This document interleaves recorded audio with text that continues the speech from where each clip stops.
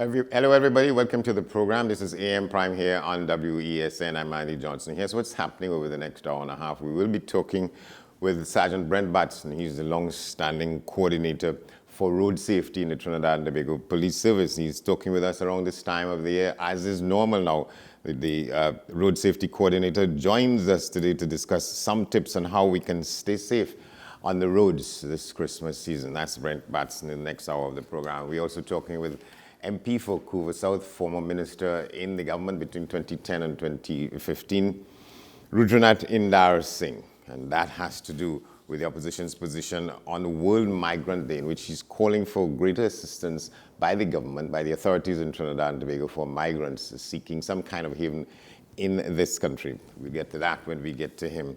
Also, we're talking on this edition of the program with Jolene Johns. She's a senator in the opposition. She has some issues about how the government is seeking to handle this scrap iron business. She says that the government should have done some things differently from what has been done. How many people have been put on the breadline because of what the actions of the government. She will go through that and the matters related to that. Of course, we go around the region. We take you further afield, and we want to show you some stuff from the fine performances over the years of her life.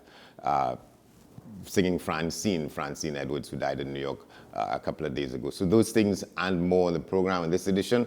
We will take a break. We'll be back to get going shortly, so stay with us.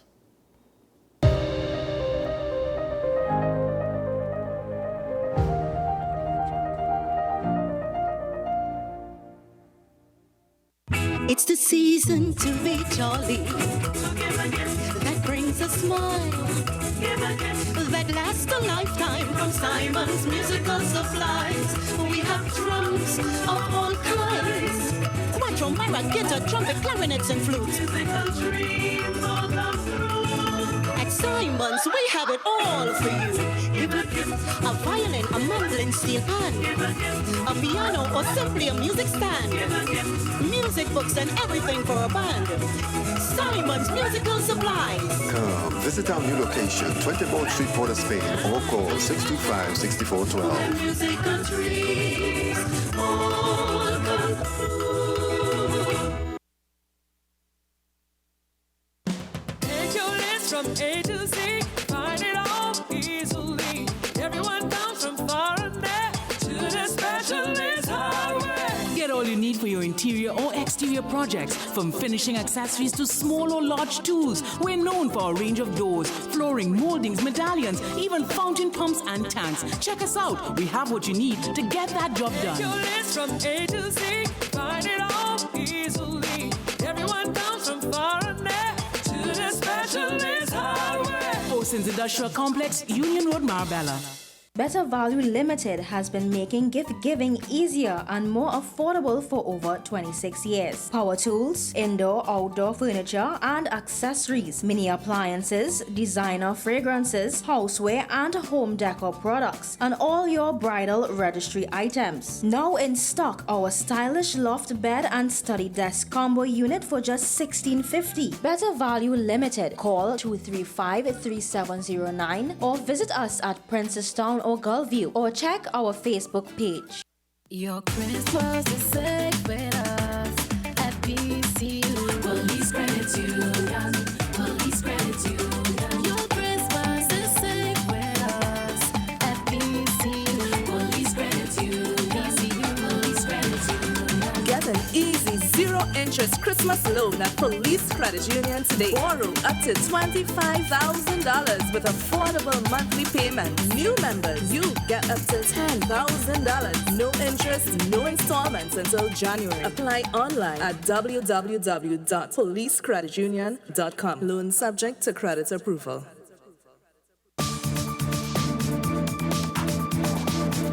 I am Rondell Donowa, attorney at law and host of Strictly Legal on WESN Content Capital. Strictly Legal is a legal program geared towards informing you, the public, of your legal rights, responsibilities, and remedies. So be viewing Thursdays 10 a.m. to 10:30 a.m. Is it politics? What is it? Is it that nobody cares about sports? The kind of support that sport used to get in the past is no longer here. The thing is, taking a knee doesn't mean that that's the only thing you're doing on it. Right. Taking a knee along with other stuff. Samantha, what are you looking forward to when you return home to Trinidad and Tobago after winning the title? Thank you very much for speaking it into existence. Is there no pressure on Nicholas Paul? It makes me more motivated to work hard and to go out there and rep the red, white and black. Why are we sending a team to the Winter Olympics? There are a number of Trinbagonians who are in the diaspora and have grown up in winter sport. It's an opportunity that the Trinidad and Tobago Olympic Committee will not close the door on. I also believe in the players that we have. Once you can motivate the players, you can get the best out of them.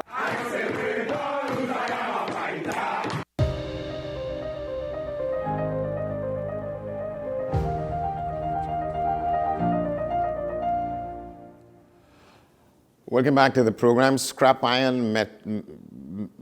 metal measures are too harsh. That's the headline on a story carried in the paper a couple of days ago, coming from the contributions in the Senate by Senator Jolene John. She's a former government minister. Now she's in the opposition in the Senate, and she said some things on this bill. She questioned whether the measures proposed in the scrap iron metal bill will do more harm than good. She asked this as she contributed to debate on the bill in the Senate on Friday. She says some things that in 2020, there were 58 reports of scrap metal theft and 30 arrests. In 2021, there were 83 reports with 52 arrests. She said between January and August, there were 162 reports of metal theft and 136 arrests. And she goes on to say some other things. We want to introduce her to the discussion now. Good to see you, Ms. John.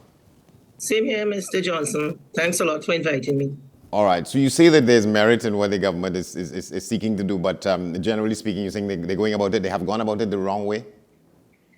Well, definitely. Now, I know it's early in the morning, but everything this government does has an ulterior motive, and it's never good, to be quite honest. You're talking about a business that is valued at 260 million TT dollars. It hires about 25,000 people participates, according to the president of the Scrap Metal Dealers Association. Of that, 90% are poor. These are the variables or the attributes of the business based on what they themselves have said. 90% are poor, which is about 22,500. Prior to the government banned or closed down the industry in August of this year because, it was widely reported the government was suffering from theft to their infrastructure, whether it's this TSTT internet infrastructure, water and sewage authority, manhole covers and all of that. Manhole cover, all of these things, all right? And these things can never be right because they disrupt our lives. We all suffer when these valuable pieces of infrastructure go missing because there's disruption in all of our lives. So we cannot condone that. However, you're talking about they're saying that it's only a small group of people who are engaging in this theft and what this recalcitrance or theft or whatever you want to call it. But they closed the entire industry down. They said because they wanted to regulate the industry. They wanted to regulate. Now, what I want to bring to your attention is that this industry was not without laws prior to when we debated.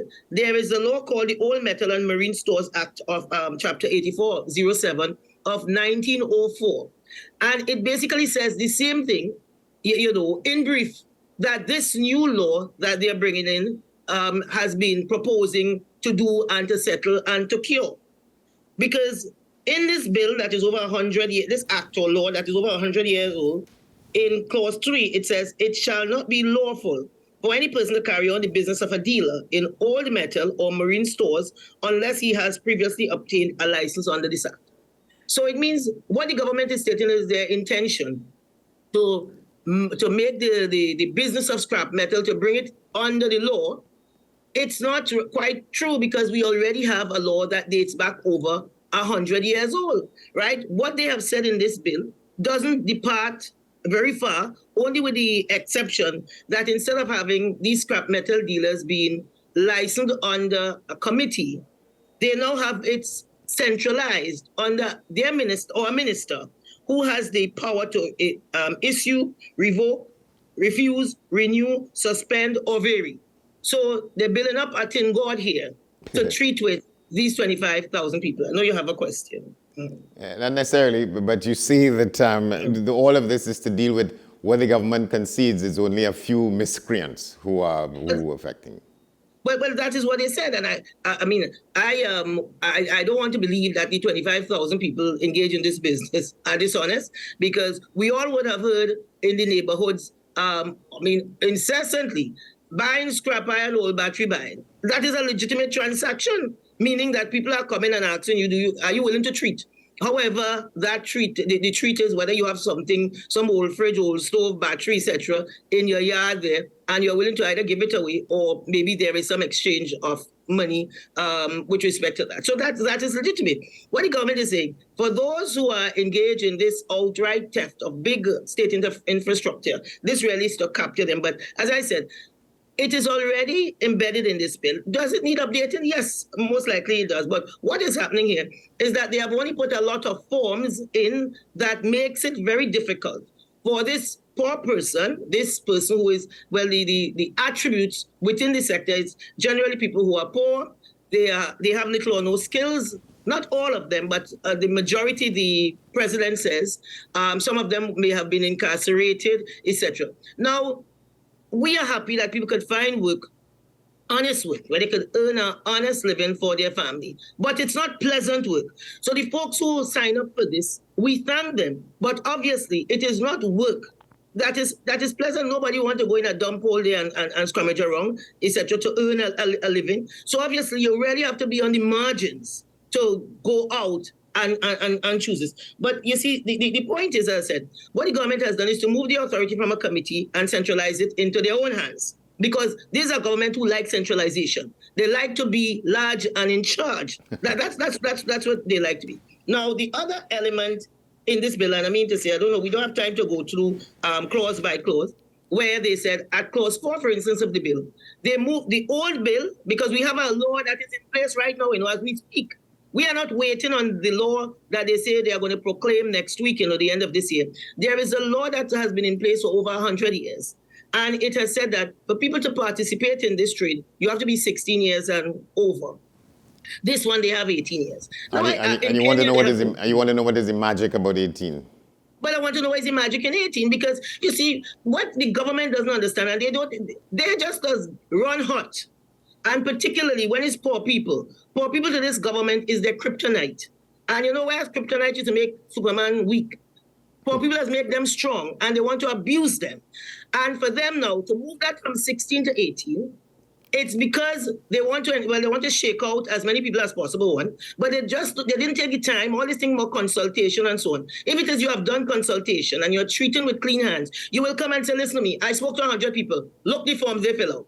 I spoke to 200 people, look the form they fill out. I had 3 consultations, but we don't know on which date and where and when. You are coming with clean hands to treat. You must tell the public, but of course, this government feel that they own Trinidad and Tobago, it in a will somewhere for them, it's on a mortgage deal, so they don't have to tell you anything. So they just move from 16 to 18, not understanding that when a child comes out of school, and many of them are coming out of school now with little and nothing, because again of this government's policies, a mother will go and say, okay, can you take him or her as an apprentice to do sewing, to do carpentry, to do plumbing, to do whatever, to get them involved in sports, etc. Whatever you think they are good at, because your duty as a parent, and most parents, you panicked that when you are gone, this individual you're raising cannot look after themselves. So you find something which includes this scrap iron dealer in the neighborhood. You send the child out of school, and that's a gap. Sometimes they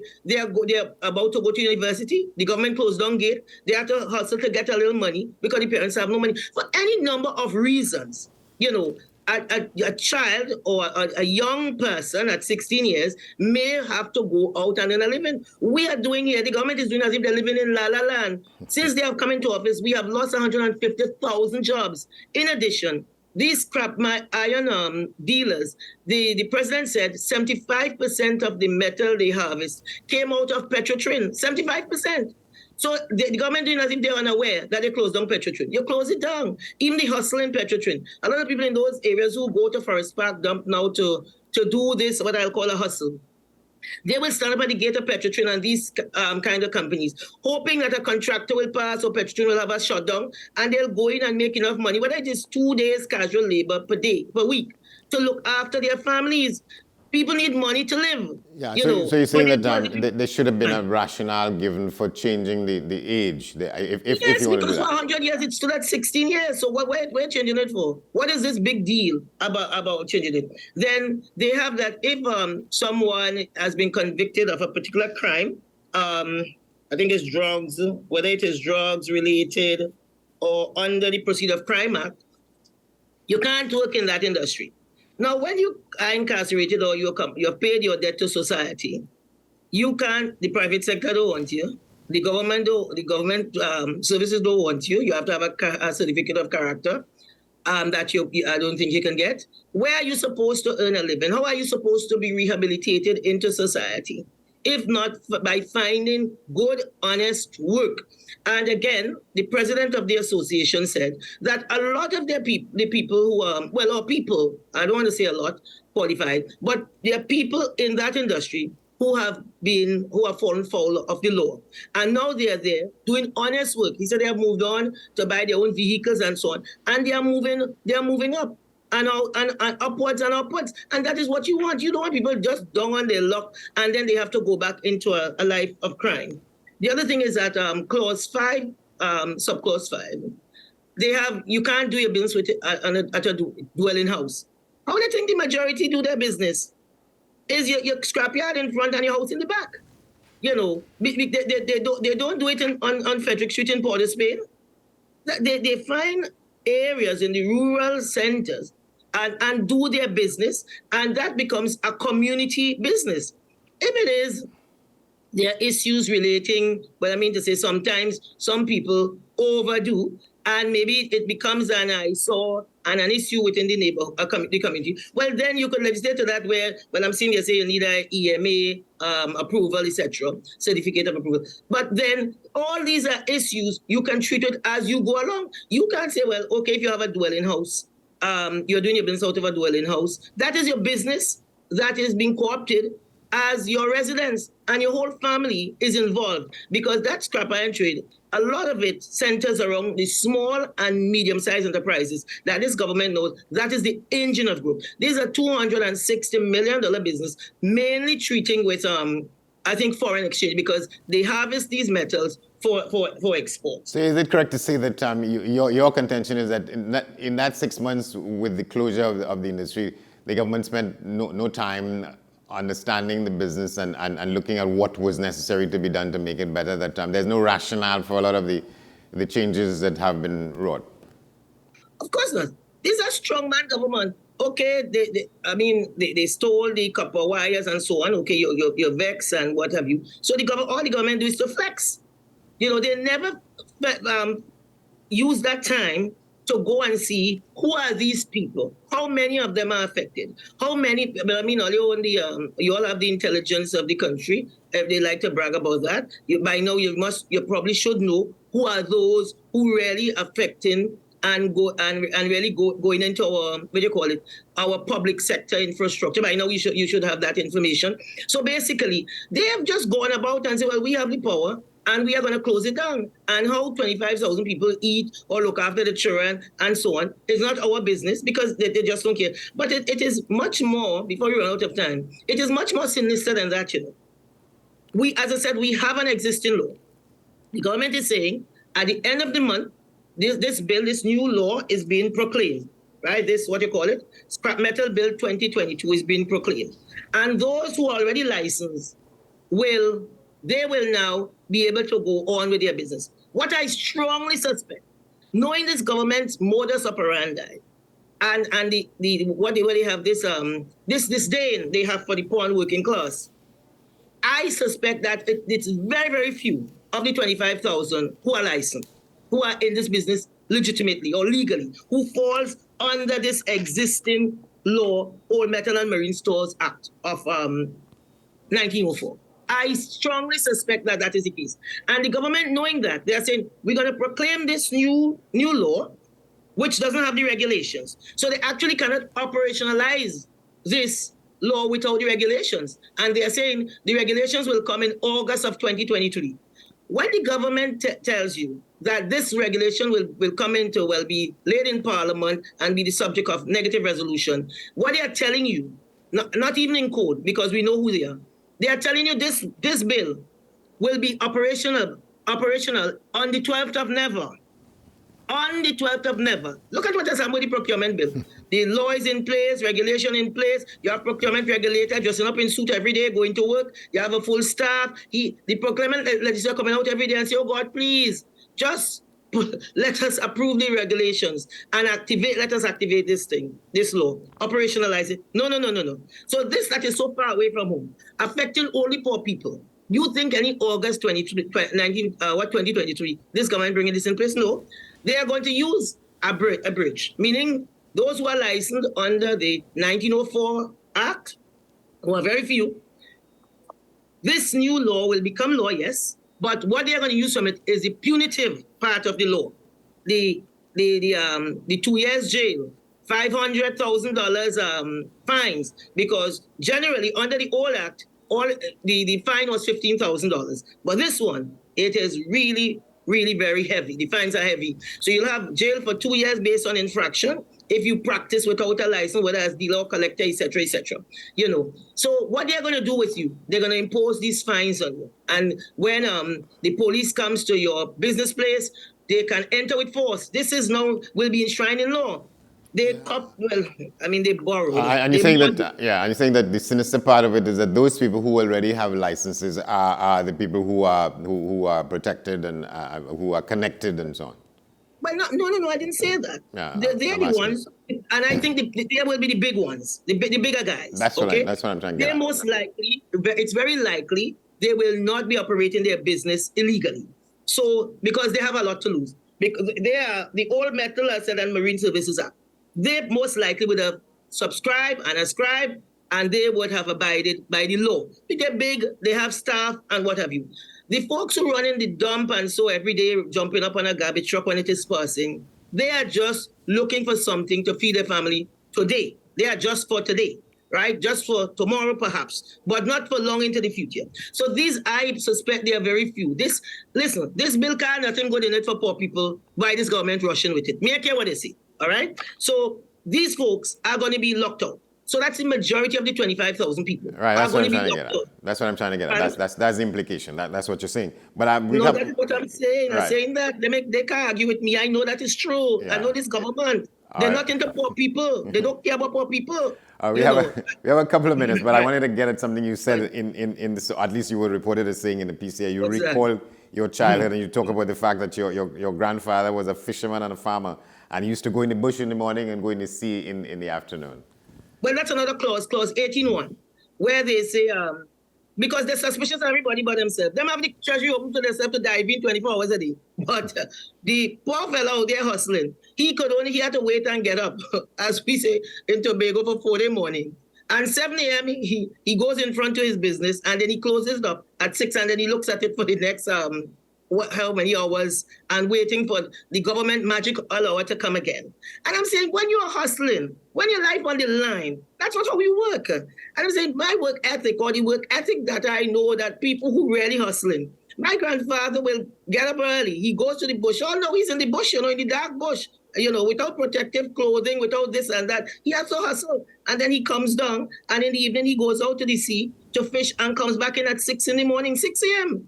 All night he out in the sea, he just look up at the sky, okay, his fishing moon, and he goes about his business. That's what people with responsibility do. They're not getting no salary at these big shot ministers every month and so on. They have to hustle. So this period from what is this magic about 7 a.m.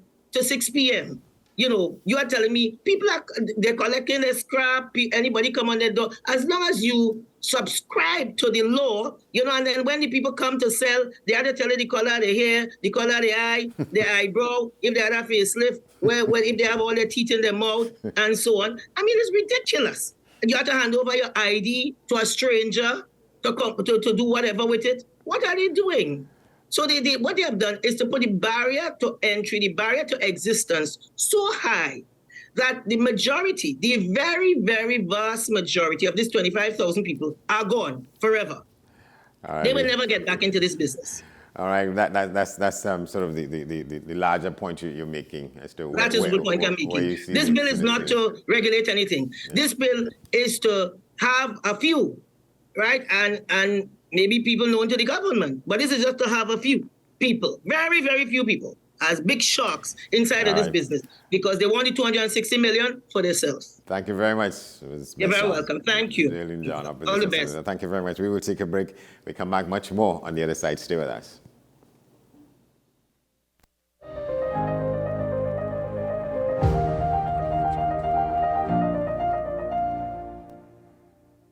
Better Value Limited has been making gift giving easier and more affordable for over 26 years. Power tools, indoor, outdoor furniture and accessories, mini appliances, designer fragrances, houseware and home decor products, and all your bridal registry items. Now in stock, our stylish loft bed and study desk combo unit for just $16.50. Better Value Limited. Call 235-3709 or visit us at Princestown or Gullview, or check our Facebook page. At Belgroves, celebrating life is our commitment with integrity, compassion, and dignity for your loved ones. Belgroves Funeral Home and Crematorium, serving Trinidad and Tobago for over a century. FanZone, your reliable, authentic supplier, has just gotten better. You can now visit our website www.fanzonett.com for your authentic wear and collectibles. The only place where you can use both your Visa debit and credit cards. Visit our website fanzonett.com to make your purchase today. The best laptops and tablets are at dbesttoys.com. Get a Gateway 14.1-inch Ultra Slim notebook or an HP 14-inch laptop at the best prices in TNT. Get the Fire 7 tablet for $474. You can also shop the latest Amazon Fire Sticks. Call now at 32-DBEST to order or visit us in-store at Forces flagship MacBean. Shop online now at dbesttoys.com. Free delivery available throughout Trinidad and Tobago. Cash or links on delivery. Take your list from A to Z. Find it all easily. Everyone comes from far and near to the specialist highway. Get all you need for your interior or exterior projects, from finishing accessories to small or large tools. We're known for a range of doors, flooring, moldings, medallions, even fountain pumps and tanks. Check us out. We have what you need to get that job done. Take your list from A to Z. Find it all easily. Everyone comes from far and near to the specialist highway. Oceans Industrial Complex, Union Road, Marbella. What's the best way to grab the attention of viewers? Please exercise more patience. You have to be kidding me. Doing what we do best. I'll say at the very least it's a conspiracy of laziness against the people. Join me, Keaton Shaw. And me, Sean Michael Small, for Talking Point. Weekdays from 8 a.m. to 9:30 a.m. We go in-depth on the trending issues and engage the most controversial newsmakers as we get them to account to the people for their actions. You can't go to the government with nothing. You can't go to cabinet with an empty hand, with a wish. I'm glad that we're having this a sober, mature discussion. In the present situation, I expect a continuation of the chaos. Join us for the discussion, Mondays to Fridays, only on WESN, the content capital. Living in victory every day.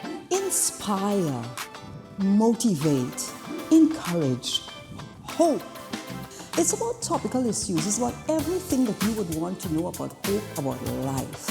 At the end, you're going to say, yes, if he can do it, I can do it too. If she can, I can do it too. No matter what they say, living in victory every day. Nicole Lawson Live, living in victory every day. Every Sunday at 8 p.m. and Wednesday at 4:30 p.m. on WESN.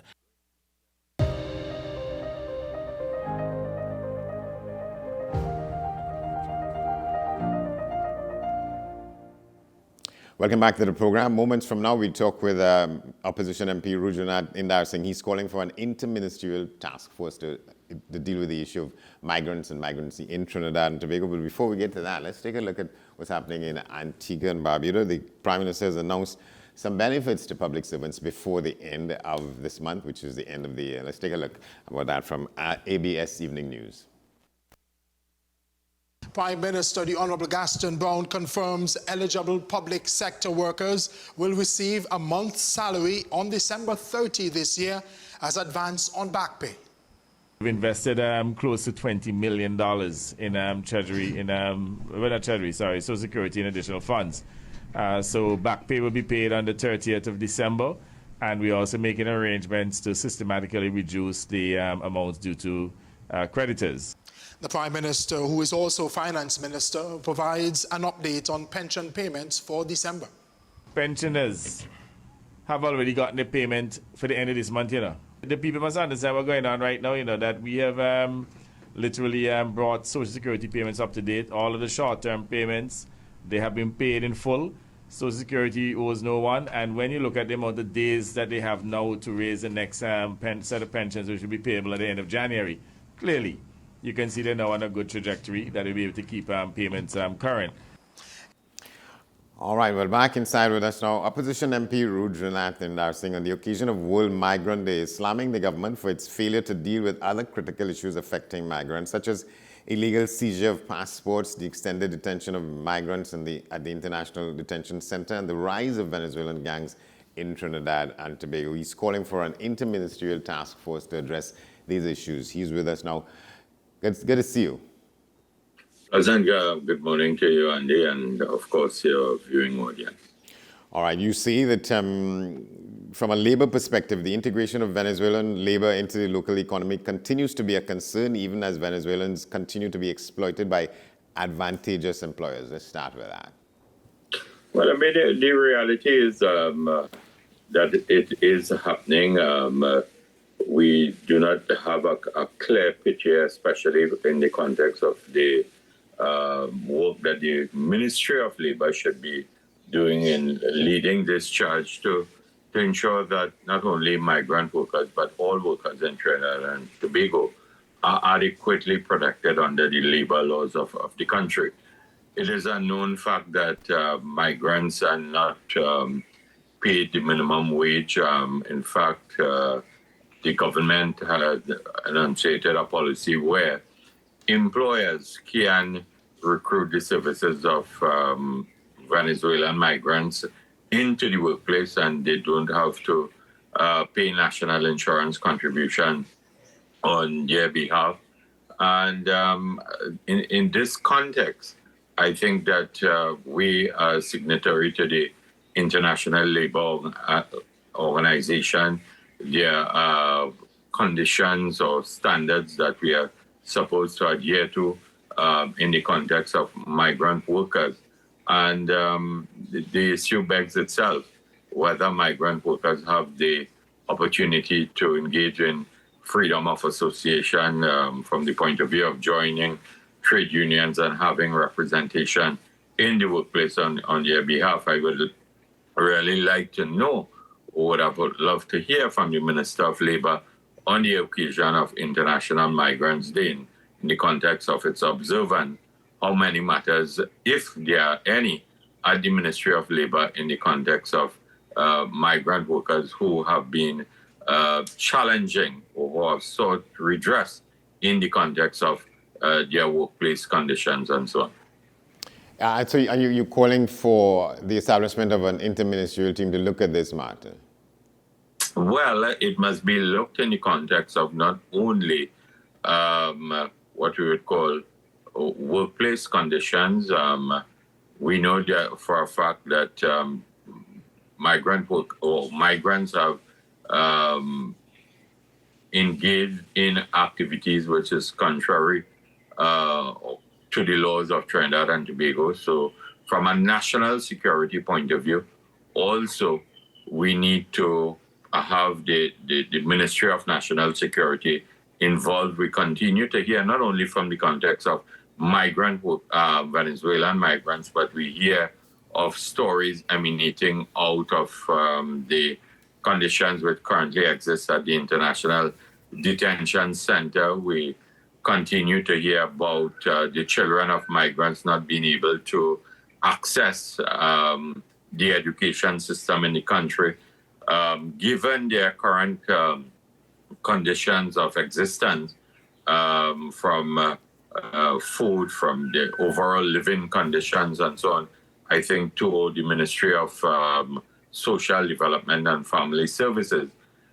So you would have it in different components: the Ministry of National Security, the Ministry of Labor, the Ministry of Rural Development and Family Services, and also in the context of healthcare, you would want to take on board the Ministry of Health, and from an educational point of view, the Ministry of Education. And that is why I call for, in the context of the opposition, an interministerial task force to do a proper assessment and where we are, what standards we need to adhere to ensure that migrant workers are not only in the context of the Venezuelan, but there are a number of other nationalities working in Trinidad and Tobago.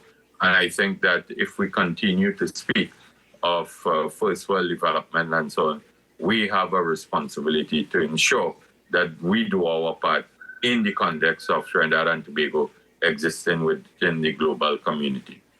Yeah, because that's a vital point, that there are not only Venezuelan migrants in the country, and we don't get a sense of how the thing is being dealt with on a broad spectrum.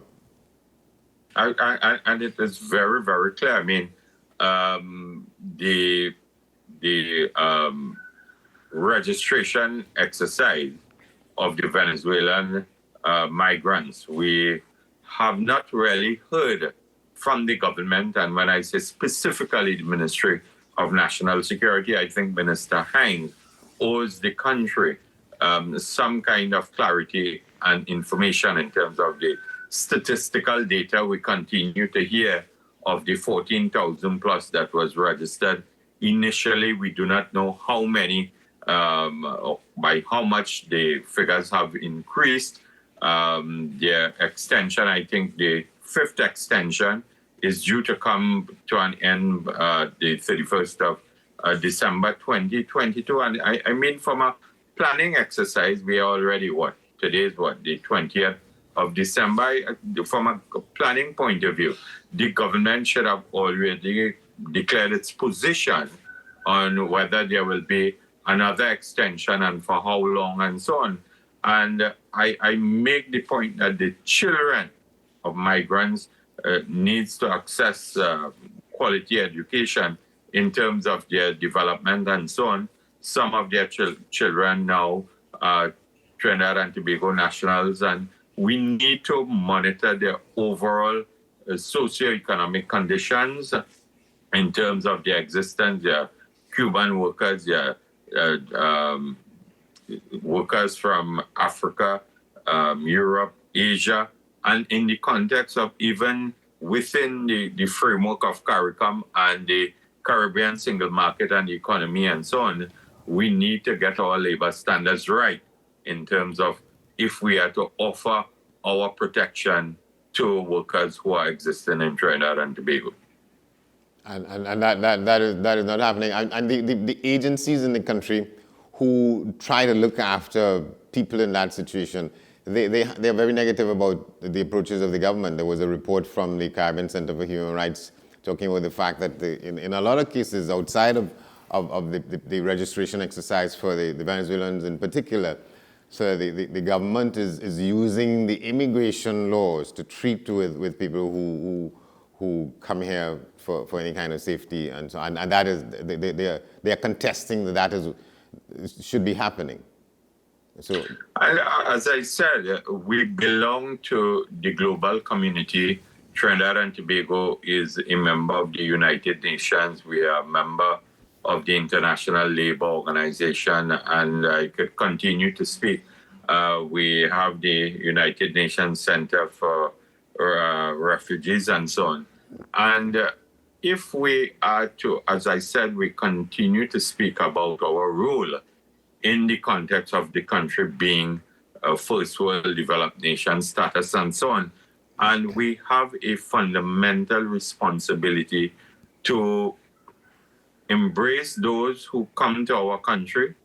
And when I say embrace, within the framework, those who would have come legally, those who would have entered illegally, and so on.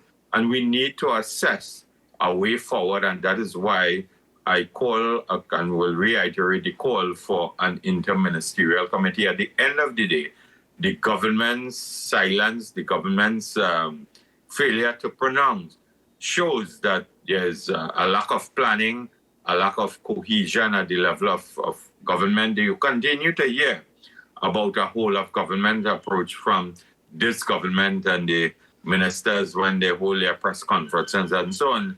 But when you really drill down, the government have collapsed on virtually every front in this country. And I use a particular example. Recently, the flooding that impacted upon different communities, whether it was in South Trinidad and Bamboo, wherever, Kelly Village, Madras, and so on. You continue to hear from the Prime Minister about a whole of government approach. And when you really examine, there was no presence of the Ministry of Local Government and Rural Development, Works and Transport, National Security, Social Development and Family Services, and Housing, and so on. And if you ask the Prime Minister or any of his ministers today, how many persons, how many homes were impacted by the flooding, they do not have the answer. And this is why I'm saying that a whole of government approach and the cohesion and collaboration amongst ministries have collapsed in Trinidad and Tobago. So you're saying it's only a slogan? I mean, Andy, it is really public relations. It is a slogan on the part of the Prime Minister and his inability to really lead from the front in terms of all matters in this country. And coming back to the very important issue of migrants, we tend to concentrate, as I said, on the Venezuelans, rightly so, probably because of the numbers. But there are other migrants in Trinidad and Tobago who needs the support, the intervention of government agencies. So at the end of the day, we can say Trinidad and Tobago is indeed fulfilling its role in terms of the labor standards and human rights conditions and so on, so that if we are to come under the microscope of the international community, we would have done our just due. And that is not the case now. So you think if we are subject to any assessments by some of these agencies where we have membership or where we have associationship, we will be failing. We will get a failing grade. Absolutely. And that is why the opposition seized the opportunity on Sunday last to make this call. And I hope that the government, from the point of view of the Prime Minister and the relevant ministers, will do some kind of assessment. As I said, I think the fifth year in terms of the registration exercise and the extension of those who would have been granted permits through the Ministry of National Security / the Immigration Division of the Ministry, that is up for review. Kind of a review. And I hope that the government will not be tripping on itself at the last minute. And as we will continue to articulate, that is not only from the position of merely registration exercise. The government seemed to have dropped the ball, left it just to this registration exercise and permit issue. We do not know what is the true state of affairs in terms of the numbers that exist in our country. And I think that we need, if we have adopted that there are persons 5, 6, 7, 8, 9, 10 years, we need to get them formally integrated within the economy of the country. We need to get them within the education system, the health system, and so on. And this is the role and responsibility of the government of Trinidad and Tobago. and that responsibility is not being shouldered in the manner in which it is required to be? Well, it is not only migrant workers and so on, that the responsibility of the government of Prime Minister Dr. Keith Rowley to govern Trinidad and Tobago on behalf of all citizens of the country really has it has collapsed. I mean, the economy is in shambles. The unemployment rate continues to climb. Food inflation is in excess of 11.2%. When you hear that tomatoes is now $30 a pound, Baigan is somewhere in the vicinity of $22. Pumpkin is $12, and I could go on and on. I've not seen the Minister of Agriculture and his two ministers do any kind of assessment as it relates to the impact of flooding on the agricultural sector, whether they have begun the processing of flood relief checks. We have not heard from the Minister of Social Development. The government allocated $40 million for flood relief, and I do not think one check has been processed and distributed to any family that has impacted upon by the flooding. The government allocated $100 million towards road rehabilitation and landslip repairs.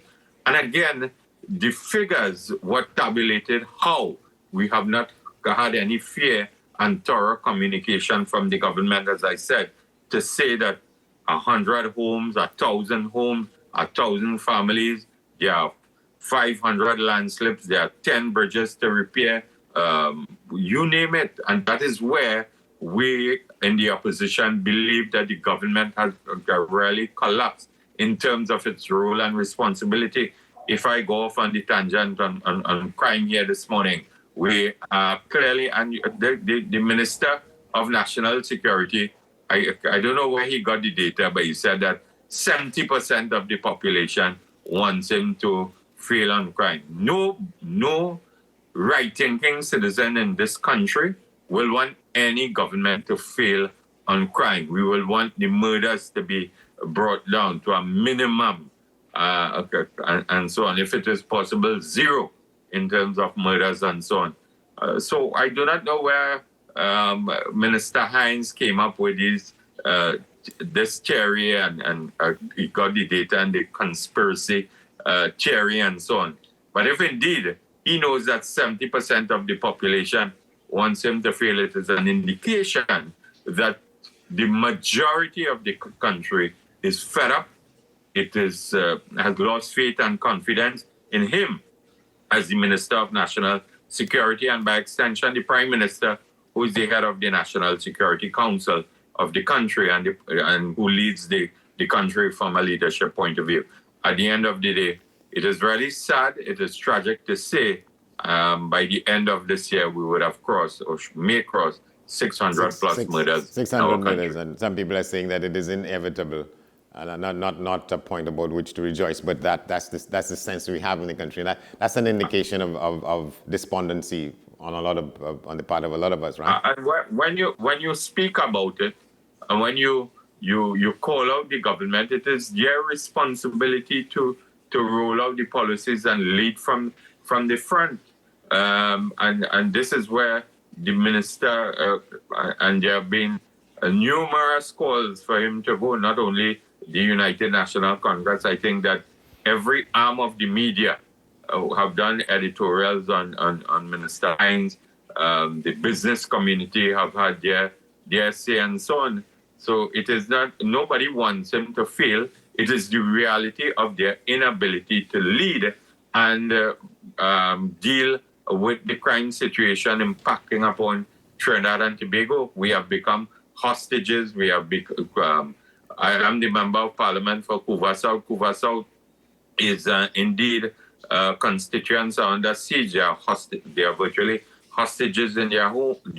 They are afraid to go out in the night. And throughout the central community, Couva North, Couva South, Caroni Central, Chaguanas East, Caroni East, and so on, Chaguanas West, crime is the order of the day. So that is why I took the opportunity to call for Central Trinidad to be declared a hotspot, because if this is indeed reviewed by the National Security Council, the National Security Council has the apparatus from a lawmaking point of view and so on, and within their remit, to ensure that their joint police army patrols hitting the streets for not only the Christmas period, but Carnival is approaching, and to ensure that there is law and order and not a runaway and a chaotic environment in our country. And the Prime Minister, if I could recollect, in his first year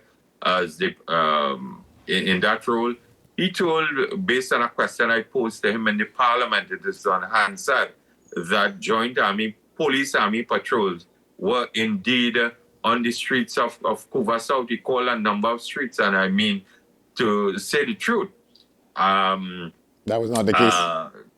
It has not been so, and so the Prime Minister continues to be a ghost in terms of his physical presence leading from the front, and also in terms of what he continues to tell the population of Trinidad and Tobago. For example, when he said it was not he who intercepted the merit list as it relates to the collapse of the Police Service Commission and so on.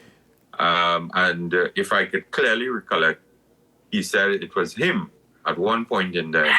Prime Minister seems to be a stranger to the truth as it relates to him governing Trinidad and Tobago. All right. Under the circumstances, nevertheless, we want to wish you all the best for the season. And, well, we can't talk about a bright and prosperous New Year. You're not seeing that happening. Well, I would really want to ensure that Trinidad and Tobago continues to grow and continues to develop from the point of view of the stability of our country. Because if you have stability, you have an environment where the economy can grow, the citizens can continue to contribute to the well-being of the country. At the end of the day, I will, on behalf of myself and all the constituents of Couva South, and I'm sure that I also speak for the leader of the opposition, the Honorable Kamla Prasad Bisasa, and all my colleagues and our great party, the United National Congress, I want to extend best wishes to all of Trinidad and Tobago and as we approach Christmas 2022, and hope that we can have a bright and prosperous New Year in 2023, and of course, be safe. And I urge all parents to be very vigilant in terms of carrying out their roles and responsibilities on behalf of their children and knowing where their children are during this festive period and beyond this festive period. All right. Thank you very much, my friend, the Member of Parliament for Couva South, Rudunat Indarsing. Thank you very much. Thank you very much, and to you, Andy, and to all of you at WESN. All the best. Same to you. We will take a break as we head up to the news at the top of the hour. On the other side of that, we come back with Sergeant Brent Batson of the Trinidad and Tobago Police Service. He's a person who watches what happens on the roads. We'll talk about his advice to us as we go towards the next couple of days. Stay with us. This is AM Prime here on WESN.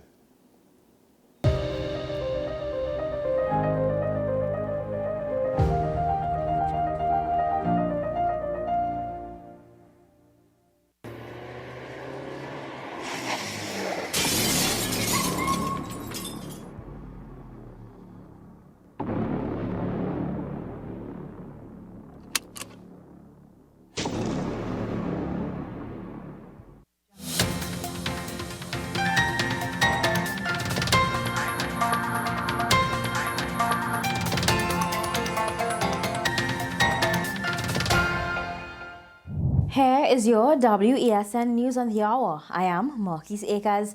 Thanks for joining us. Here are the headlines. Man wanted by police for murder. Man killed after losing control of a vehicle. Tobago healthcare workers receive ex gratia payments. And internationally, Thailand warship capsizes, leaving 31 sailors missing. Now for the details. Police are on the search for a suspect pertaining to the murder of Rina Raghunathan Charles. Charles of Raghunath Trace Kelly Village, was killed by a close male relative on Sunday. Reports state the two had an argument and the man slit her throat. He has since gone into hiding. Rena worked as a janitor at the airport authority before her untimely death. A truck driver is dead after the truck he was driving lost control, flipped and killed him. 48-year-old Glenn Ramlal of Carney Savannah Road, Charleville, was driving along the Urapooch-Mordacia Highway extension when he lost control of his Nissan dump truck. The vehicle flipped and pinned him partially under the cab. He was rushed to the hospital but was pronounced dead on arrival. Chief Executive Officer of the Tobago House of Assembly, Simon Wilshire, has confirmed that the COVID-19 ex-gratia payments to healthcare workers across the TRHA has been processed and forwarded to their respective financial institutions. The Secretary thanked all staff members for their tireless effort throughout the pandemic and beyond. Internationally, the Thai Navy says 31 sailors are missing after a warship carrying more than 100 crew capsized and sank during a storm in the Gulf of Thailand. HMS Sukhothai sank after water flooded its power controls on Sunday night. Images shared by the Navy showed some crew survived in a life raft. On Monday, authorities said they had rescued 75 sailors, but 31 were still missing in rough seas. Well, that's news to the hour on WESN. I am Marquise Akers. Thanks for watching.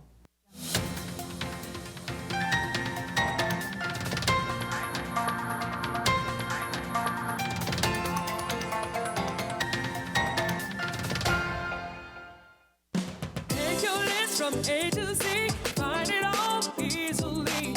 Everyone comes from far and near to the specialist highway. Get all you need for your interior or exterior projects, from finishing accessories to small or large tools. We're known for a range of doors, flooring, moldings, medallions, even fountain pumps and tanks. Check us out. We have what you need to get that job done. Take your list from A to Z, find it all easily. Everyone comes from far and near to the specialist highway. Oceans Industrial Complex, Union Road, Marbella. Your Christmas is safe with us at PCU. Police Credit Union. Police Credit Union. Your Christmas is safe with us at PCU. Police Credit Union. Police Credit Union. Get an easy zero-interest Christmas loan at Police Credit Union today. Borrow up to $25,000 with affordable monthly payments. New members, you get up to $10,000. No interest, no installments until January. Apply online at www.policecreditunion.com. Loan subject to credit approval. Better Value Limited has been making gift giving easier and more affordable for over 26 years. Power tools, indoor, outdoor furniture and accessories, mini appliances, designer fragrances, houseware and home decor products, and all your bridal registry items. Now in stock, our stylish loft bed and study desk combo unit for just $16.50. Better Value Limited. Call 235-3709 or visit us at Princestown or Gullview, or check our Facebook page. It's the season to be jolly. That brings a smile. That lasts a lifetime from Simon's Musical Supplies. We have drums of all kinds. Quattro, myra, guitar, trumpet, clarinets, and flutes. At Simon's, we have it all for you. A violin, a mandolin, steel pan, a piano, or simply a music stand. Music books and everything for a band. Simon's Musical Supplies. Come visit our new location, 24th Street, Port of Spain, or call 625-6412. Music countries, all come through. Horse and lights, hands and bars, making your home a work of art. Step Step into a spacious place of creative ideas for your home space. Our floor and wall tiles and natural stone is ideal for any use you need in your home. Toilet, bathroom sets and vanities lend design to your creativity, while jacuzzis and shower enclosures create the mood for dwelling on life's pleasures. Lamps and lighting fixtures add ambience and memorable pictures. Wholesale lights, tiles and bars, making your home a work of art. Oceans Industrial Complex, Union Road, Marabella.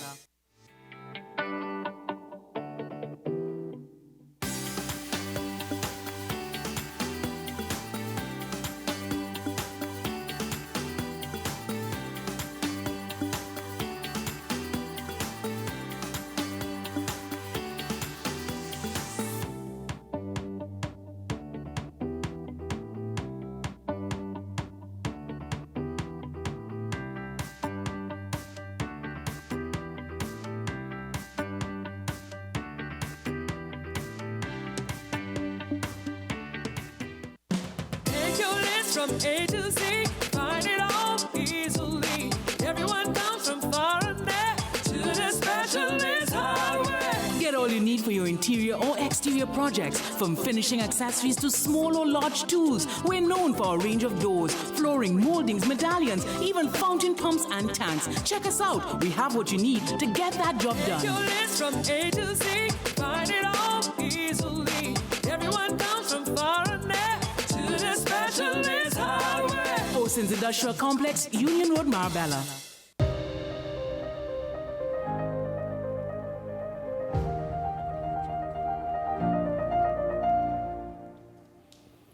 Welcome back to the program. Moments from now, we'll be talking with Sergeant Brent Batson of the Trinidad and Tobago Police Service on the issue of road safety tips for these days that we're in now. But just before that, let's tell you this story. Thai Navy ships and helicopters were searching on Monday for more than 24 sailors still missing, more than 12 hours after a warship sank in rough seas overnight in the Gulf. Take a look at this.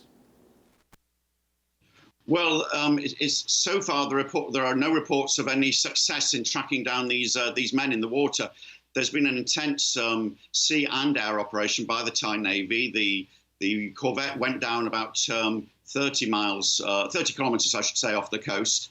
But 31 men from the 106 crew are still missing. Now, they are all believed to have life vests on. The weather is stormy, so that's obviously very bad news. Much of the initial search period was overnight, but the sea temperatures are warm, so there is a chance of survival in these sorts of conditions. But clearly, as the time goes by and in these weather conditions, it's very worrying. Philip, what more do we know about what exactly happened to make the ship sink? Yes, well, the vessel was actually on a maritime patrol for looking for other vessels who might get into trouble in bad weather, because these storms had been forecast in the Gulf of Thailand there. But the vessel was hit sideways by very strong waves. It tilted over a long way, and then water rushed in through an exhaust pipe. Seawater got into the engines, which lost power, and it's had this catastrophic blackout. And as it tilted further with no power, it went down, and the men had to escape. Now, they did have some time to prepare for this. As I say, they are supposed to have life belts on, but a pretty catastrophic failure for the vessel. All right, so road safety tips for this Christmas period. We're talking, as is the case with Sergeant Brent Batson, the coordinator at the Trinidad and Tobago Police Service on road safety. Good to see you, sir. Hi, pleasant morning to you and all the listeners and viewers. Well, thanks for coming on. So what's in your bag of bits of advice this time around? Okay, sure. Well, a couple of things happening. Andy, one is what we've noticed is a lot of persons we've seen a increase in very, very trivial, preventable, and I have to say silly road traffic accidents, in the sense that, for example, on the highway, there were 2 4-car crashes a couple of days ago on the highway, and one yesterday as well. And what's been happening is that persons have been following too close. So, there's more traffic, a lot more persons. Yes, school is out, but a lot more persons are taking their families to malls going to all sorts of pop-up events, Christmas functions, Christmas stuff. And so there are a lot more people on the roads. There are also a lot more visitors coming in to be spend Christmas with their families. And a lot of people have not really seen their families during the COVID lockdown and stuff like that. So it's really going to be a big Christmas. That being said, when persons have been on the roads, what we've noticed is that they are not following distance rules. So you see on the highway, a lot of accidents are because as somebody stops for whatever reason, if traffic suddenly backs up, and the other drivers are way too close. So we're asking people to really remember to keep your following distance. And from a defensive driving standpoint, we say you want to keep a 3-second rule of space, or 1 vehicle length for every 15 kilometers per hour. When you compromise on that space, if something does happen on the roadway, you're not going to have time to react. You're not going to have time to slow down the person behind you. So it's really, really important that persons pay attention to this. It's also important that persons wear their seatbelts. We had a fatality in Diego Martin where the driver lost control, hit a sidewalk, and then the vehicle flipped. And he was ejected from the vehicle and then died upon impact with the pavement and the roadway. And I have to remind drivers, it's interesting because seatbelt use is still the most ticketed traffic violation now under the Road Traffic Act from a law enforcement standpoint. And it's sad because you would think by now persons understand the importance of wearing a seatbelt, the importance of paying attention to that occupant protection, because it's your first line of defense in a crash. And persons don't seem to understand that once you're ejected from a vehicle, you have a 75% chance of being killed once your body or your head impacts the roadway. So it's really important that persons wear their seatbelts. We've also noticed that persons are a lot more distracted. You remember people are going to, like I said, Christmas functions, and sometimes it's big fets like that big Burner Boy fets, and they're using their cell phones a lot. Sometimes to communicate to friends, the family. Yes, we're going to meet up. I'm on my way. Once you hold that mobile phone, you commit that traffic violation of driving a motor vehicle while holding or using a mobile device. So it's important. Some persons have been telling the police, I wasn't talking to anybody. It doesn't matter. You're holding it at the time. So you are going to get a ticket, and that's a whole $1,000 plus 3 points. Also, for a seatbelt violation, that's 4 demerit points. So it's really, really important that persons pay attention to what they're doing on the roadways. Just remind us, how many demerit points cost you your license? Sure. So once you accrue 10 demerit points, you can lose your driver's permit. But what will happen, you'll actually be disqualified from driving.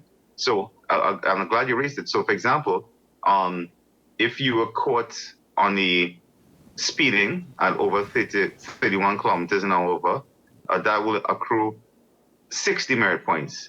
And if you weren't wearing your seatbelt in another traffic stop, that'll be 4 more. So just in 2 tickets, you lost your driver's permit.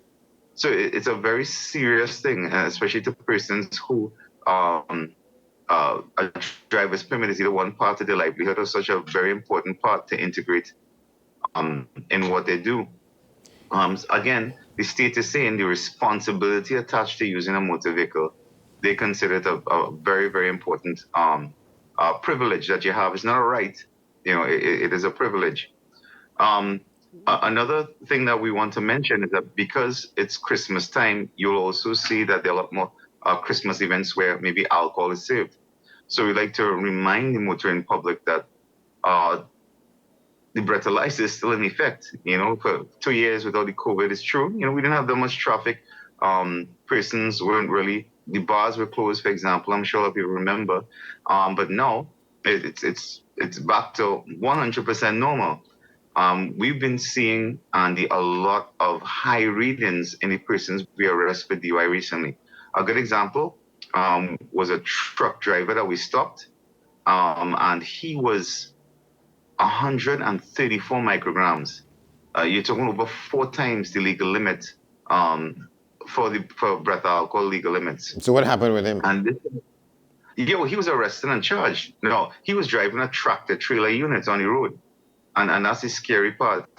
So the first time offenses, I always remind drivers, is up to $12,000. And your second time offense is $22,500. So it's not worth it. So what was again, he was charged $12,000?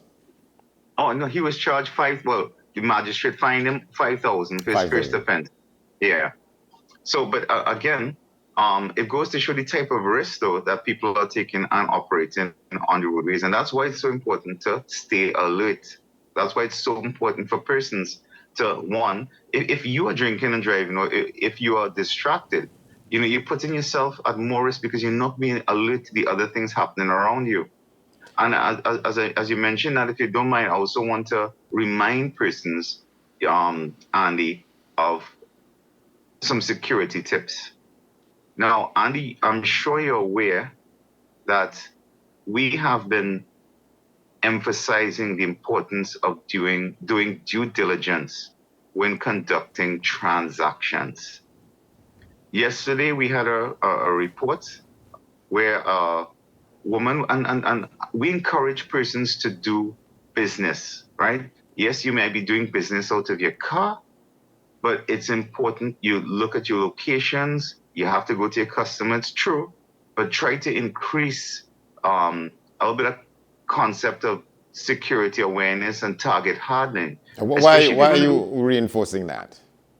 Well, I'm going to tell you now. So what happened was that this lady decided she was selling phones out of her car, cell phones. So, and like I said, it's a small business. And she went to a high-risk area to sell her phones. And she was robbed of her entire inventory of the phones that she had in her car. And she was also robbed of over $25,000 cash that she had in the vehicle. You want to name that high-risk area? Well, it was an area inside Mobile, right? And again, you see, I don't want to say that everywhere in Mobile is dangerous, but I'm just saying there are some locations there where you would not venture, especially by yourself, with that amount of cash. I'm sure the customer can meet you, can meet you at another location. So is it in Pelican? Is it in Coconut Drive? Is it in Chinapoo? Is it in Monrepo? Is it in Never Dirty? It was in Coconut Drive. Okay. Yeah, in that area. But again, so and that was just one incident. We also had an incident where, and we've been seeing this even on Beyond the Tape. You hear, Senior Superintendent Alexander warn people. A person was selling a vehicle for a work to own, and when the person came to sign the contract, they paid the $11,000. They told the person, well, okay, you'll get the vehicle be delivered tomorrow because it's being detailed and whatever. And they changed their numbers and they actually paid that person $11,000. They never saw the vehicle. They only saw pictures of it online on Facebook. And now the person has changed their name and address. So also be aware. And that becomes a matter for your colleagues to pursue, to see to what extent they can find the person who did that. So that's kind of organized reports. Correct. And remember, all this now will eventually turn into offenses like larceny by trick and stuff, which are crimes. So don't make yourself an easy victim to these persons. And we're begging people, you do more due diligence. Be more alert, choose your locations. We had issues again, as you know, where deals are too good. You're seeing a PS5, which ranges sometimes around $8,000 and $9,000 brand new, being sold online for $4,000. So what is a PS5? The Sony PlayStation, the new Sony PlayStation that a lot of these kids are into, Yes. Okay. And so sometimes it's literally too good to be true. So it's not worth it. More than likely, like I said, it seems like what they call a tag. They're trying to lure you in.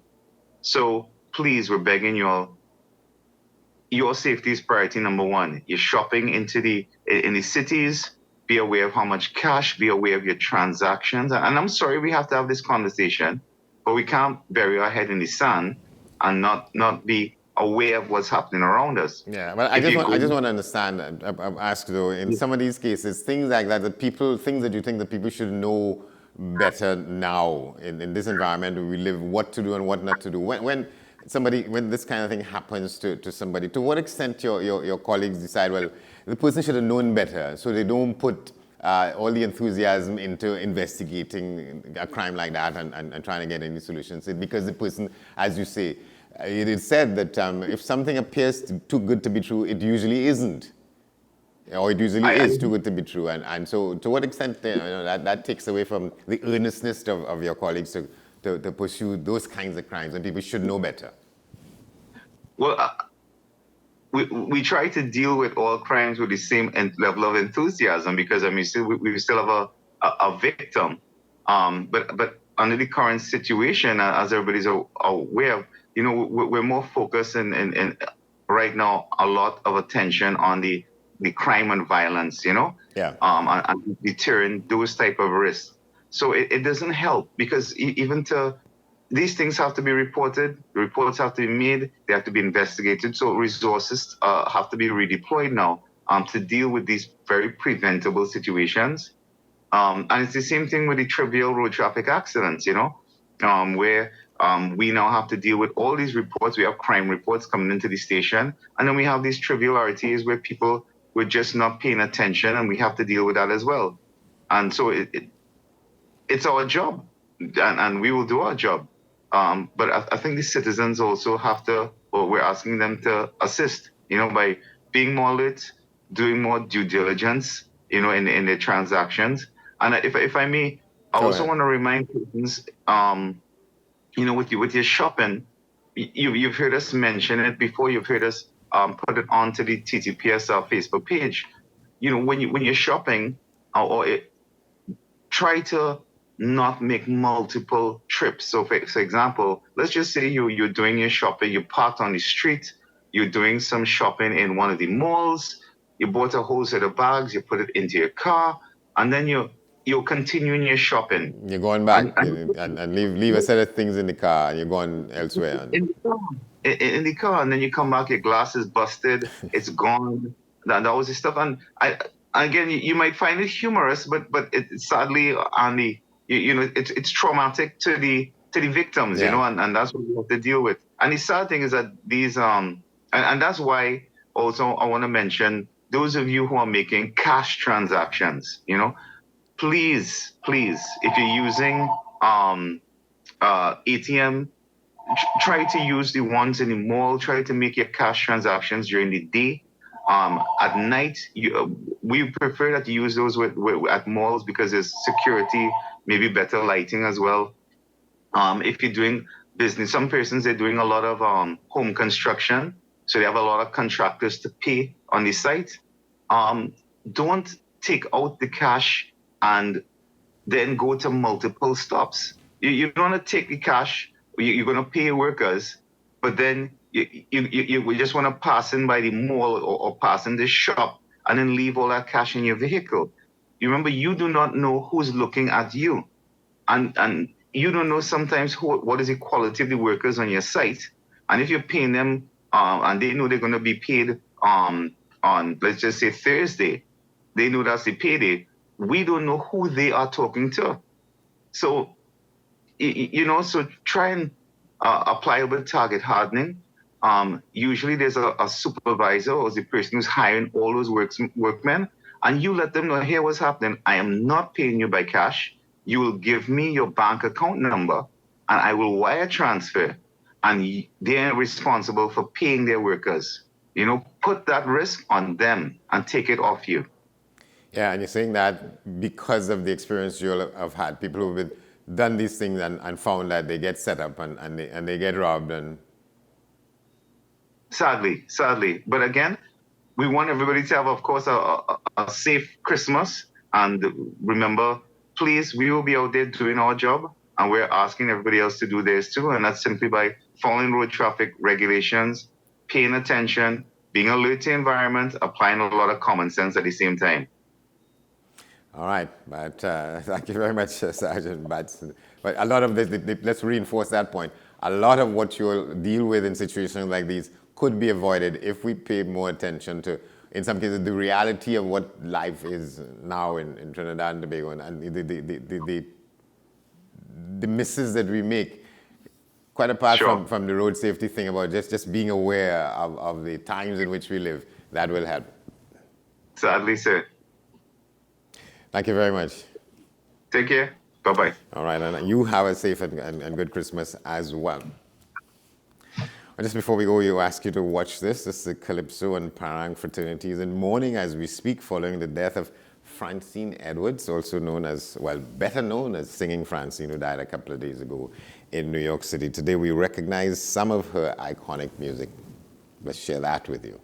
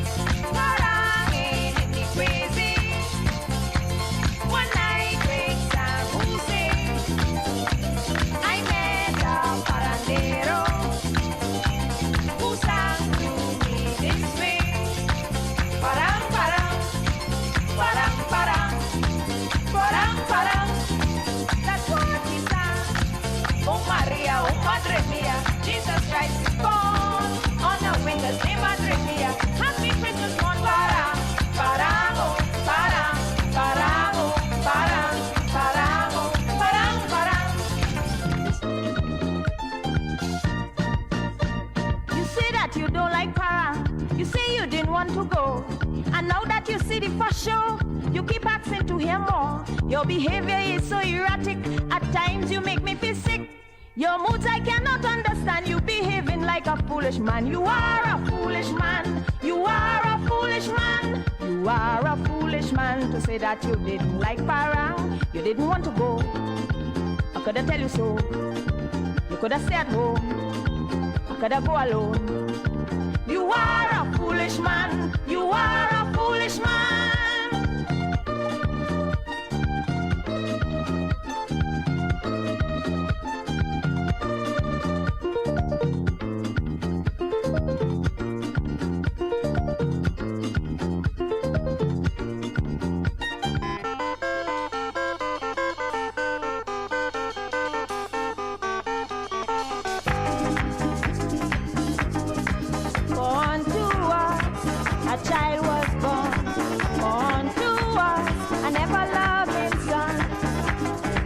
In the night, he shone his light, for he meant no harm. He came to save us from damnation. Hooray, hooray, hurrah, hurrah, hurrah, they say.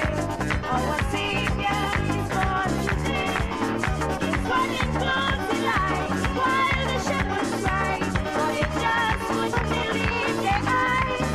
And when he come on, you know they're non-Christians. Get together and come nails in the hand. But on the third day, he rose again. So you see, he shed his blood for we. Mother of our firstborn king conceived her first offspring, gave birth in Holy Land to this giant of a man. This is how she played her part, by giving us a star. History books will all now show how much to her we owe. I, Maria. I, Maria. Sing Hosanna for King. In the highest let us sing. Maria, Maria, Maria, Maria. He is our Savior.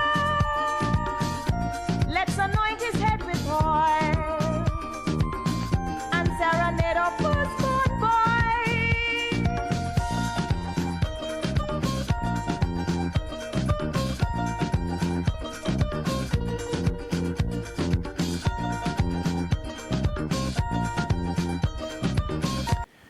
Francine Edwards singing Francine, R.I.P. Well, let's just tell you this as we wrap up. This is the time which this question is on the front page for a lot of people, death penalty, and there was this latest survey that was done. 125 countries now favor abolishing or at least putting a moratorium on the death penalty. The last check was taken by countries at the United Nations. 27 countries abstained, 37 countries remain against taking any such action. Trinidad and Tobago is among those 37 who decide to do nothing about removing the death penalty. We just thought we'd put that out there as well. But that's our broadcast for this edition of the program. We thank you for watching. We thank our guests. We tell you, as always, you can stay with us here.